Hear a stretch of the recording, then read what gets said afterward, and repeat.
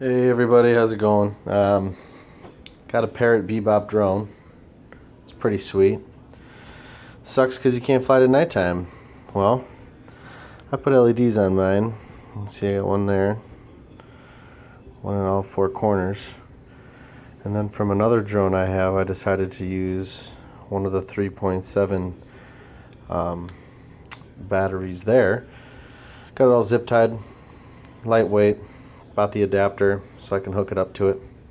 And then at nighttime, this is going to be pretty sweet. Check it out.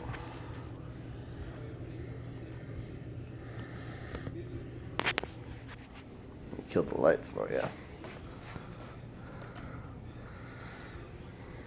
Yeah, that's going to be stellar for nighttime flying. One with the blinking LEDs on the front.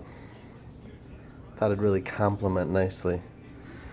I think it turned out. So, yeah, that's my Bebop. Customized.